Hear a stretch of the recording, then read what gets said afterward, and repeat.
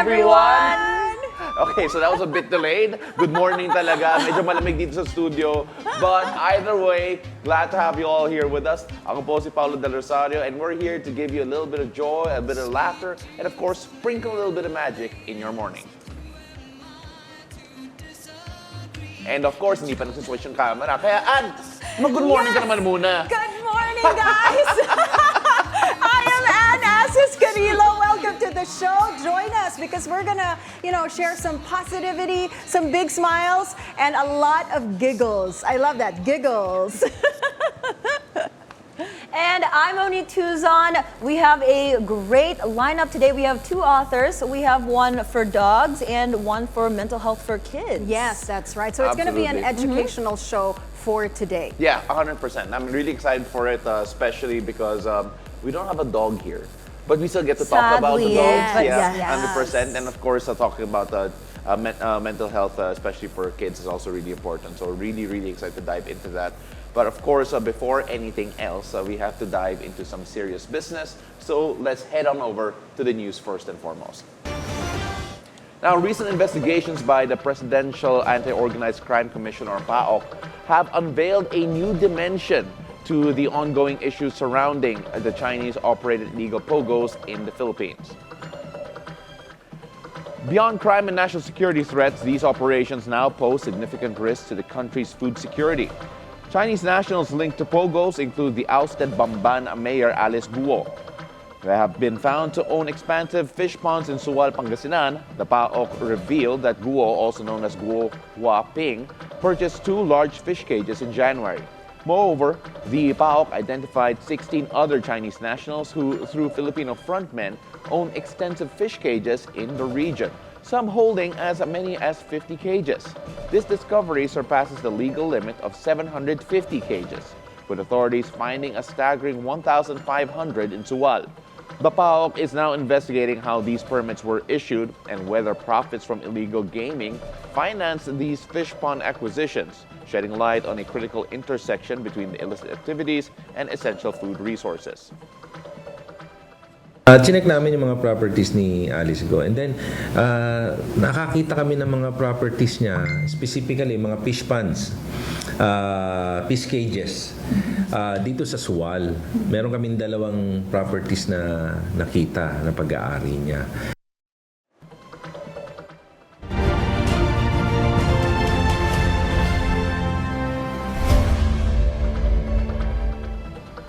Former President Rodrigo Duterte formally declares his candidacy as Davao City Mayor for the upcoming 2025 local elections.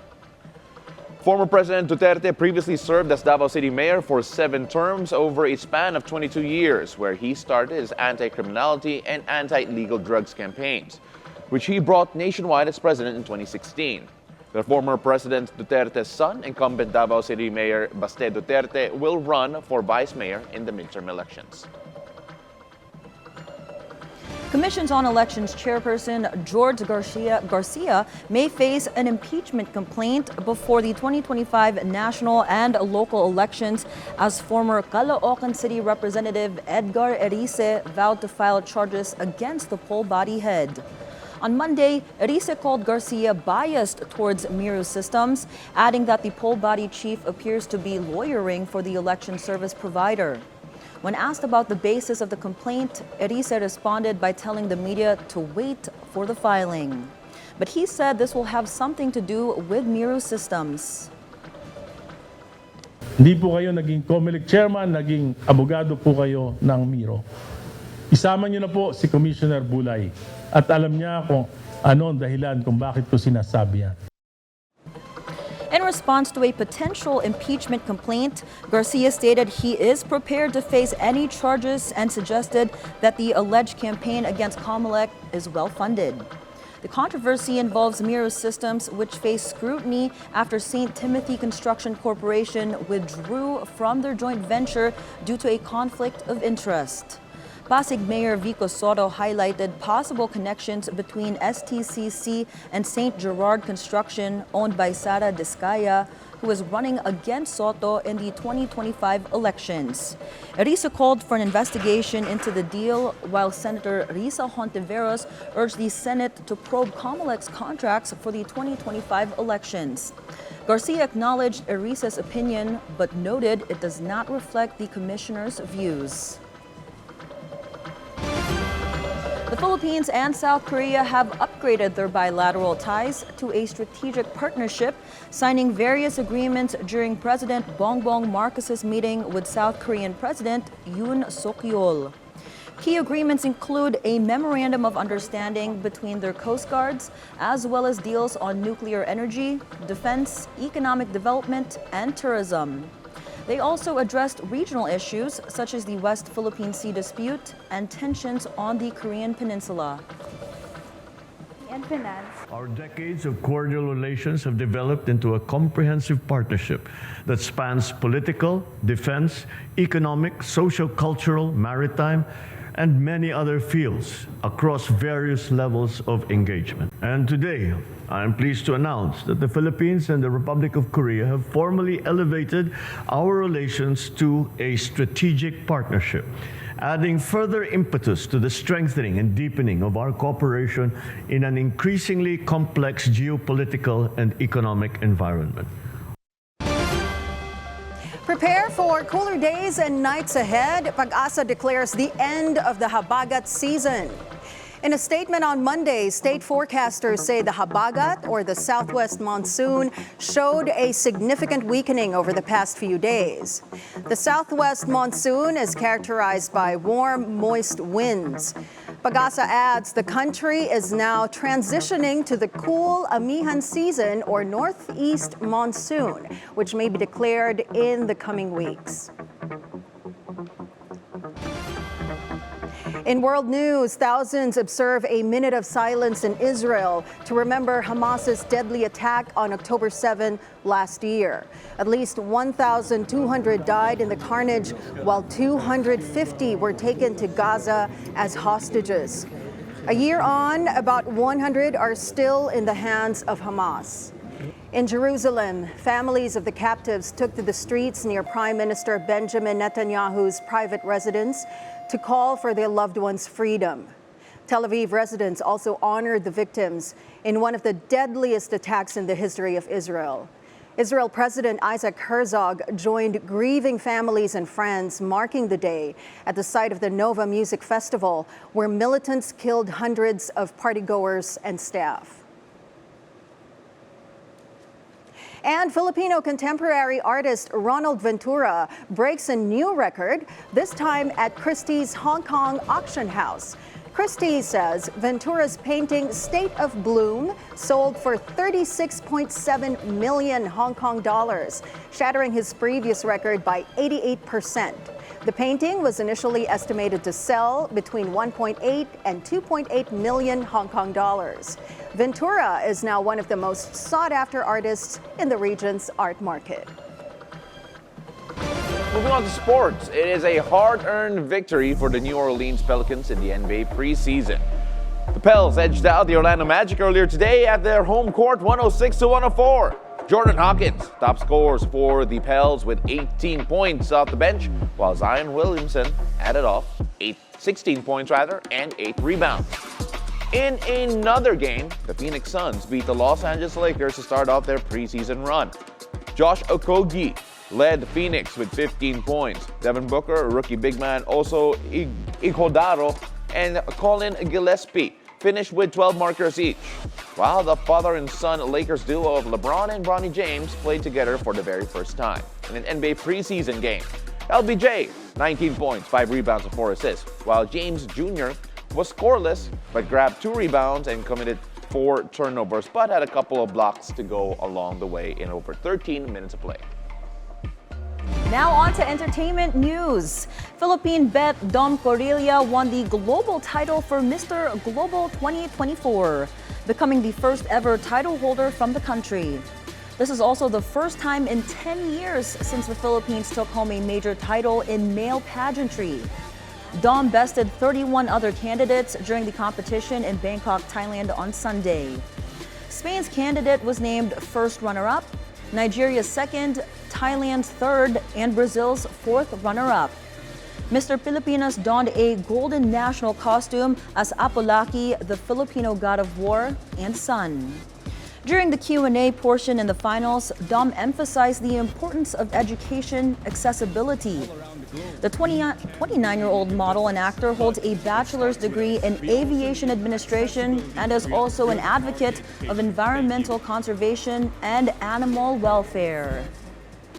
You know, a male winning a pageant like that. I don't know, Mo. That's your world. I mean, like, how happy are you It for used them? to be my world. Yeah, well, yeah, still is though. I'm happy though, like the first in 10 years, that's so crazy. And so I'm glad that he won. And I think pageantry has something in the future for you, Pao. What are you talking about? I have mean, no idea. I have zero idea what you're talking about. My Your world goodness. is my world now. Was that ever your dream or something? No, not at all. No, we're good. We're good. But we're gonna support you. Just, I'm putting you him know, out there. Alam You mo, never know. We're going to move on now because of that. Because of that. Because syempre, wala hindi talaga mundo ko yun eh. When we return, we got History 101 about dogs in the Philippines. Catch our conversation with book author Ian Alfonso, whose work shows that the story of the Filipino includes man's best friend, dogs. So don't go away. It's a beautiful day. We'll be right back.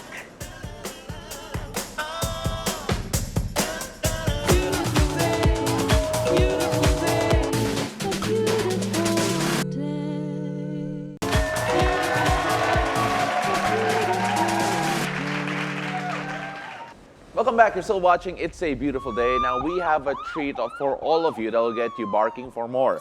Now, this morning, we will uncover the story of our loyal companions who stuck with us through time, good or bad days, it doesn't matter, at every turn of civilization.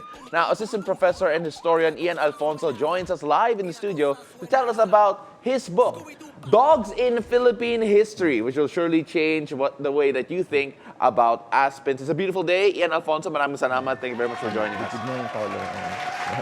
Good All right, morning. Ian, first of all, congratulations on the book. It looks fantastic. It looks great. Can you tell us a bit first and foremost, why did you decide to write about dogs in Philippine history? And of course, just how deep is the actual connection between Philippine history and yung mga furry companions natin? Actually, I started writing it in 2013. So it was 10 years in the making, no, na book. Wow. And pero college pa lang ako when I conceived it, no. I think around 2007 or 2008. Kapag pumapasyal ako sa mga bookstore sa mall, parang kako sa ibang bansa, ang daming books about their dogs. And then bakit kaya Pilipinas wala? But of course, yung pagbuo ko ng libro na yan ay by accident. So, walang funding, as in nothing, ano. And then I just decided na maglagay lang ng folder sa desktop ko sa office. And then kapag may na-encounter ako along my research, doon ko nilalagay yung mga photos, mga illustrations, and sources. And then around 2015 or 2016, a friend of mine recommended na ba't di mo pagawan ng mga write-ups instead of having a book originally. Parang photo book lang siya ng mga photos, illustrations of dogs. And then sa hindi ko ni-expect na kumapal siya. And when historians and my colleagues in the discipline of history learned that I have this project, nagpapadala sila ng mga sources. Okay, And then, okay. so it was actually a bayanihan of the discipline of history. So, hindi ko siya ma-claim na ako lang yan. Kaya Right.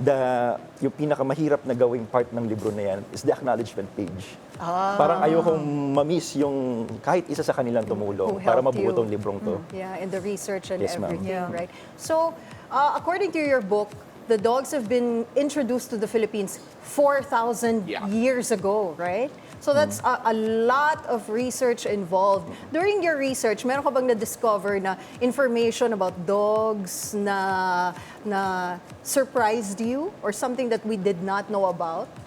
I think the reverence and the respect accorded by our ancestors to native dogs, especially the Aspens. Okay. No? So, there was this historian named Father Francisco Ignacio Alsina who wrote the History of the Visayas in 1668.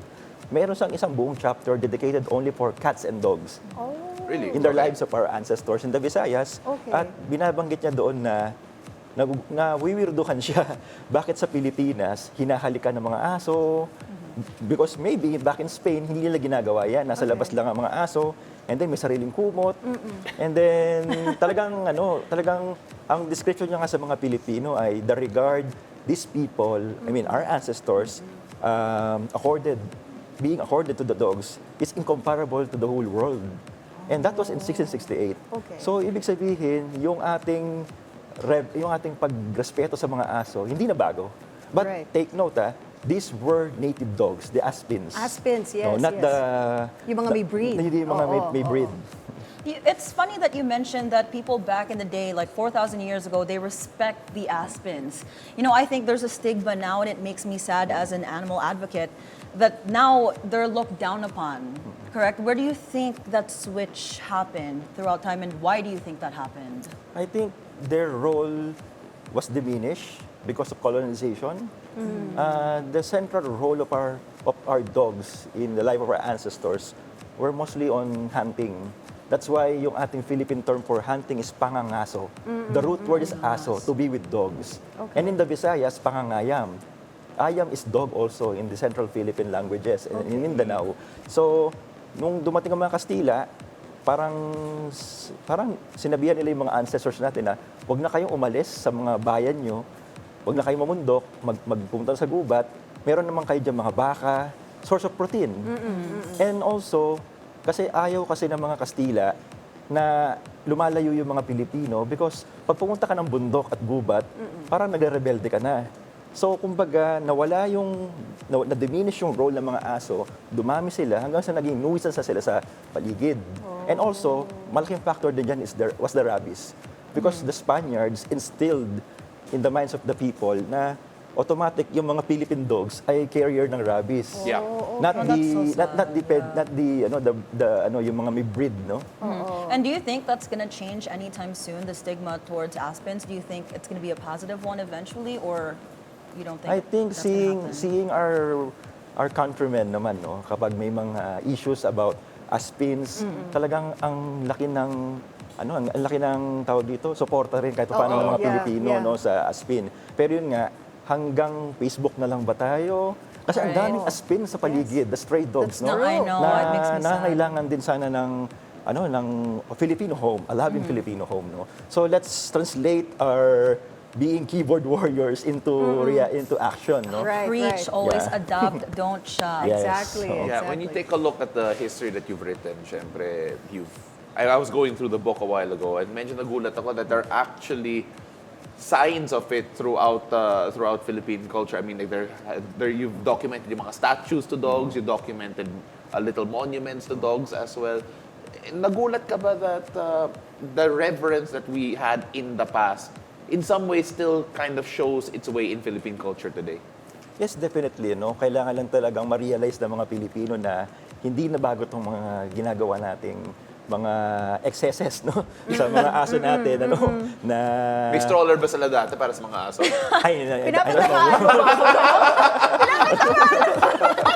Yes. Siguro dahil na rin sa,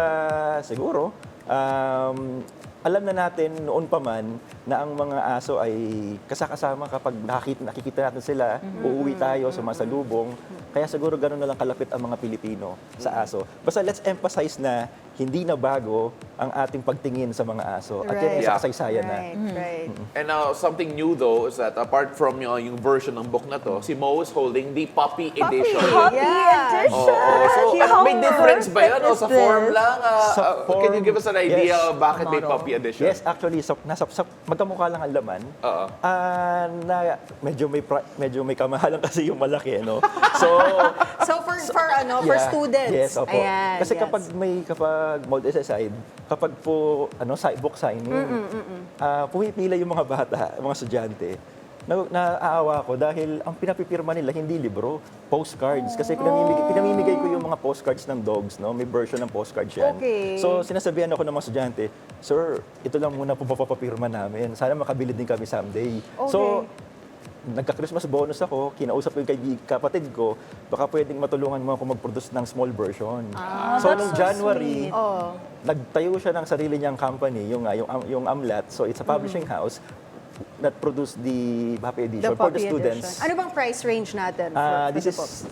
1,550 and then that Okay. was that's 850. 850. So halahati Student din. price nga talaga. Yes this po. one. Yes. One student price. Sorry, Go ahead, Paolo. go ahead. Ma. Is there a dog back in history? Because in Japan, Hachiko is a Yeah. famous one. Is there one that you say in the Philippines that's memorable or similar to Hachiko? Not that similar, no? Pero meron tayong loyal dog na siya ay na-document ng Philippine Historical Association back in the 1950s, I think, no? So, in the historical bulletin, the Journal of the Historians, no, the Philippine Historical Association, the dog was named Digre. He was Digre. the loyal dog of this revolutionary hero of Pampanga, Tiburcio Hilario. And nung daw namatay si Tiburcio Hilario in 1902, bigla na lang daw tumalon sa kanyang kama, doon sa deathbed nung amo niya yung aso. And then dahil yung asawa niya, naaalala lagi yung asawa niyang namatay doon sa aso, pinamigay. And then doon lagi nakakawala yung aso. Yeah. At nakikita nila yung aso from San Fernando, pumupunta pa doon sa libingan ng amo niya sa Bacolor, Pampanga. So, for 2 weeks daw, ganoon ang ginagawa niya araw-araw. Parang At Hachiko namatay na lang yung aso doon sa puntod Oh my ng God, that aso. makes me so And then, sad. this is the good thing. In the early 2000s, the city government of San Fernando, Pampanga commissioned a monument for Tiburcio Hilario. And our artist, Toym Imaw, when he learned the story, hindi lang yung statwa ni Tiburcio Hilario ang ginawa niya. Yeah. Gumawa siya ng separate dog. Doon sa puntod. that's Kasi so sad. kinuha yung remains si Tiburcio Hilario sa Bacolor, Pampanga. Tinransfer sa San Fernando, nilagay doon sa loob ng monumento yung remains. And then according to Toym Imaw, nung nalaman ko yung kwento, pinagsama ko yung mag-amo. So Yeah. doon sa pedestal ni Tiburcio Hilario sa San Fernando, may aso. Parang pinagsama niya, in spirit yung dalawa. That's beautiful. Oh, ang ganda. You take a look at that. First of all, Aspin mo si Tigre. Hindi siya Would you know? na-define. Hindi siya na-define. No. Is there any siguro famous, would you know who the most famous person is na Pinoy who actually had an Aspin? Or is that something medyo lost to history? I think not necessarily lost to history, but naging icon siya noong 1990s. Saver. Saver, the wonder dog, no?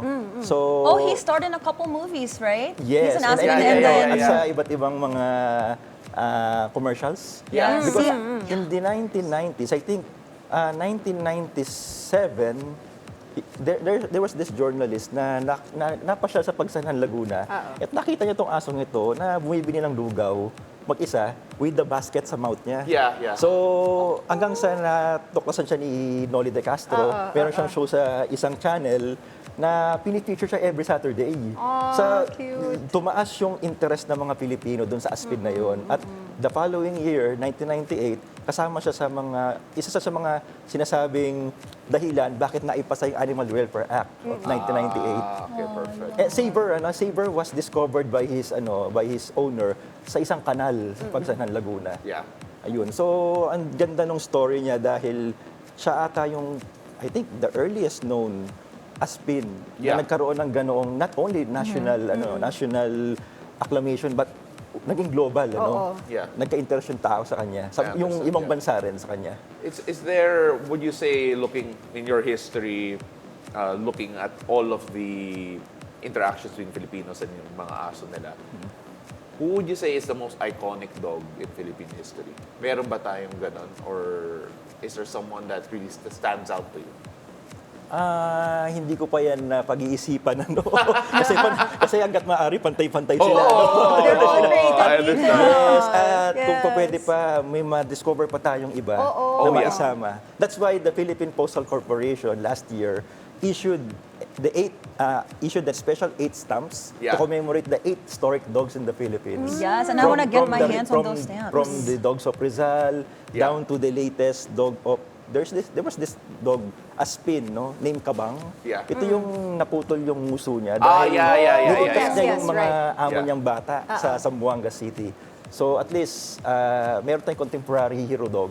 Okay. Yeah. All right. So before we let you go, can you tell us how we can purchase the dogs in Philippine history, and of course how we can follow you sa social media mo? Yes, we created the Facebook page for the book para naman at least ma-disseminate yung information. Yes. Kaya nga sabi ko sa mga kaibigan ko, i-download nyo lang yung mga captions, pwede nyo nang gawing libro ako. Kasi nilalabas namin para magkaroon ng awareness. No? So both editions are available via Shopee. So Okay. just search Dogs and Philippine History on Shopee. And meron ding physical bookstore siya, Solidaridad in Padre Paura, Manila. And also at the University Hotel sa UP Diliman, the bookstore of University Hotel. Right, perfect. Really excited to get this. These two Thank girls, you. they've already purchased it. Yes, we have. With a Already signed purchased it. copy. You gotta act quick, pal. My pen is ready. Yes. Again, thank you very much, Professor. We really appreciate you. And of course, do get your copy of Dogs in Philippine History, as I mentioned, in Shopee or any of the locations that he did mention. Maraming salamat, sir. Thank you, And sir. we hope to see you again soon. Thank you, ma'am. Thank you so much for joining us. All right, so when we return, we're going to talk a bit more about mental health. You're still watching It's a Beautiful Day.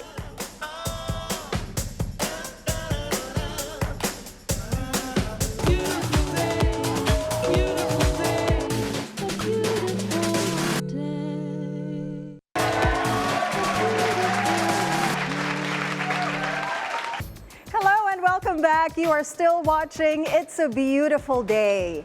Now, words have the power to build bridges, to heal wounds, to inspire hope. But they can also be used to hurt, to tear down, and to sow seeds of doubt. But what happens when we empower children to harness the power of words for good?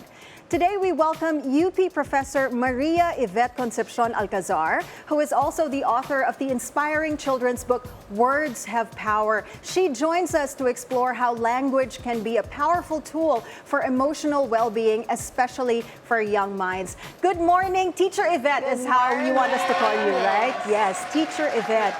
So we were talking about Words Have Power a while ago before the show started, and it really is such an inspiring book. And there are so many lessons that you can learn from this book, especially for the kids, diba? So what made you decide to write this book? Anong inspiration mo behind this project? Siguro, for this book, my background as a kindergarten teacher, and as a teacher of students who would want to become early childhood educators played a big role. Okay. As a kindergarten teacher, I have experienced having students who really have difficulty expressing themselves, especially with strong emotions like anger, sadness, loneliness. So I wanted to write this book to help them understand that if they talk, things would be easier for other people to understand them and what they want, their needs, and simply just to express themselves. You know, that's perfect, no? Kasi for kids talaga, it's so hard to express what they feel. Yes. Diba? Sometimes they just keep it inside, especially the little ones, right? So this book was created for what particular age? Initially, we wanted preschoolers, so mga 5 years old. But then later on, we would understand that sometimes even the older children would also understand or would relate to stories like this. Right, yes. If they cannot express themselves, so people would be helping them to say what they want. Kaya siguro even older children would appreciate can relate. can relate. Minsan nga pati adults right? Because there's a part of the story there. Pao is actually showing the book right there. Even if it's for kids, merong part dyan na parang nakaka-relate ka because the kid was so angry, wasn't able to finish the project, and tore everything to pieces, right? So some people are like that. They can't really express their anger, diba? Did you have this particular experience with the kids around you? That's why you came up with Words of Power? Yes. I've had students who cannot express themselves. So, meron akong estudyante who starts throwing things kasi galit siya. Tapos, yan, the actual tearing, I had one student who was not did able to the finish. same thing, okay. Talagang instead of submitting an unfinished work, she tore the paper apart. So, na-feel ko yung frustration niya as her teacher. And I actually have 4 kids. And Okay. sometimes, some of my kids would really have a hard time telling me. Yeah. kaya ito, expression namin sa bahay to na palagi ko sinasabi, use your words. Yeah. What do you Right, want to yes. say? Yeah, can I just say, my parents also say that to me. When I was younger in particular. Pero Teacher Yvette, just how important is, or rather how effective, is storytelling in imparting messages? Kasi using this medium already sends a message. So how important is actual storytelling and not just that, the storyteller and the relationship to the storytellee. Just how important is that too? Yes, thank you for that wonderful question. When I was teaching kindergarten, I tell stories to my students every day. There are a lot of benefits of storytelling to young children. And one of the things that they can get is that they would understand that they're not alone. So there are other people who are feeling this way, and they can relate to the characters of the story. They can understand how the character or what the character did. They can do that as well. And as you said, nagkakaroon ng bond yung storyteller and the students or the children. That's why we also encourage parents to story read to their children. Yeah. Now, has there been a particular moment where somebody gave you feedback that really touched you from when you published your book? This one, medyo madami. I was telling ma'am kanina, even the illustrator was saying, ako to eh. Ako to. Oo, they can to. relate. Tapos every time that I would sign a book and give it to somebody else, lagi nilang sasabihin, ay, ganito yung anak ko, or kapatid ko to. Merong ganong nakaka-relate sila. Yeah. Because a lot of people would be really... Buti na maraming umaamin, no? Na ganito sila. That's the first step. Oh, that's the first step. Yeah, that's for all of that. And I like how modern it is kasi may duck dito on the person's head. So which was a trend recently. Oh, it was, yes. But again, you take a look at the storytelling and of course the importance of the relationships to that. But then how important is it that mature topics like this, because this is a bit mature for sure, is already explained at such a young age in a delivery method that is easily digestible para sa mga bata? Oh, it is important. Actually now, we are really advocating for teachers to teach in a holistic manner. So, even teachers in school, dapat hindi na lang cognitive yung development. Yeah. Very important yung they develop the social-emotional part of the children. And siguro during our time, medyo mature siya. But now, we have to advocate that for children kasi lalo na with mental health. Hindi yan issue ng teenagers, hindi yan issue ng adults. We should start doing mindfulness activities for even when they're young. When the pandemic started, there were research na maraming issues with mental health with children. Yes. So that's also a reason why I want to choose that theme for a story, to help these children. Yeah. Na, to strengthen their mental health and be stronger lang when they grow. Alam mo, Teacher Yvette, I'm sure there are so many people, so many parents right now who are interested in purchasing this book, and of course, and if there are any other books in the same like as this, can you tell us a bit more about how they can get a copy, and of course, how they can follow you and the rest of your work? Oh, this one is made by Lampara. So this was released last September 11 during the book fair. Yeah. And medyo marami siya kasama with that. And the themes would go with mental health, peace education, diversity. I'm not sure if they're out in the bookstores, but Lampara has a lot of books in the bookstores. And sabi nila you can order it with Shopee. You can order it directly from Lampara as well. All right, so you can order it on Shopee. We actually flashed it down there that Yes. available siya on Shopee. Again, this is part of Lampara Books, and not the only one in the series with regards to mental health for kids in particular. Yeah. All right, Teacher Yvette, maraming salamat. Really appreciate you coming on over, telling us more about all of this, and of course yung advocacy mo. We really hope that we see more of your books in the future. Thank you, Teacher Yvette. It doesn't just help the kids, no? It also helps the adults who are dealing with the children, right?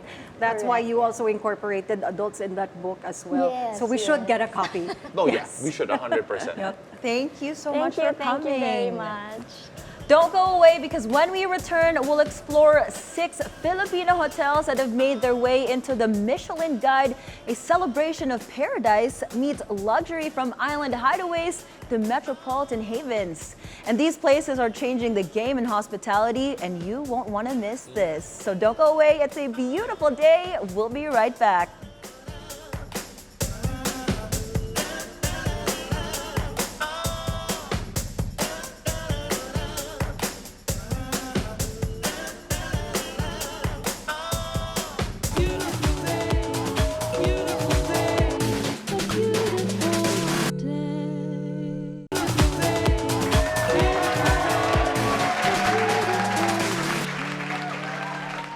Welcome back. You're still watching It's a Beautiful Day. 6 Philippine hotels have made their mark on the Michelin Guide, showcasing the best of luxury and Filipino hospitality. From the secluded paradise of Amanpulo in Palawan to the elegant streets of Makati with the Peninsula Manila, each hotel offers a unique escape. Naipalad Hideaway in Siargao promises barefoot luxury, while Crimson Resort Mactan blends coastal beauty with refined comfort.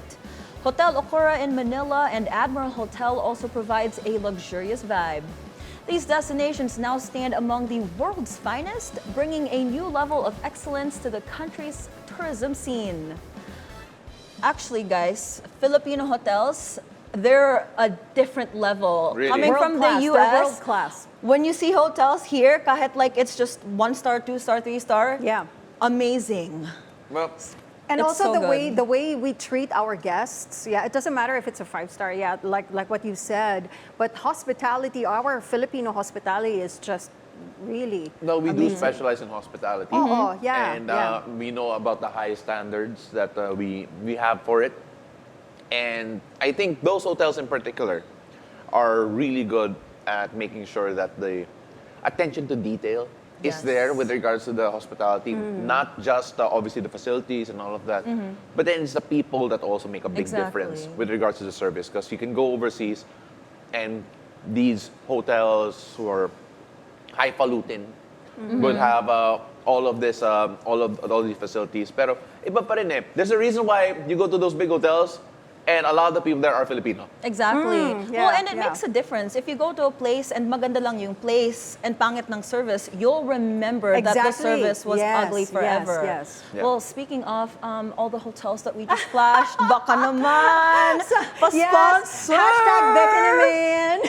I don't mind Manila traveling. Pen. We'd love to stay there for a Manpulo. night or two, di ba? Kahit one night lang, guys. Amanpulo, Siargao, hello. Yes, hello. It's a beautiful day. It's waving at you But with really, open hands. I We'll love shoot staying an at episode of It's a Beautiful Day there. Each hotel, please. actually, that we featured. Yeah. Let me It know. doesn't have to be out of town. Kahit within the city. Oh, no, why pwede rin not? out of town. Oh. I'm just saying. I mean, maybe ikaw sa city, but I will go out of town. Yeah, out of town or within Metro Manila, pwede, Or no? let's do it in one Yeah. hotel each. You know, we'll do the show remotely from one hotel each. Yeah, why not? Hotel. I want to go to all hotels. I love staying at hotels. All right, Same. so let's all dream big for the meantime. But before we end up dreaming big, let's all wrap this all up. That's all the time we have for today. I'm Paolo de Rosario, wishing everyone a wonderful day ahead. I'm Monique Tuzon, sending you lots of love and happiness your way. And I am Asis-Carilo, reminding everyone to stay positive. We'll be back tomorrow with more joy and laughter, only here on It's a Beautiful Day.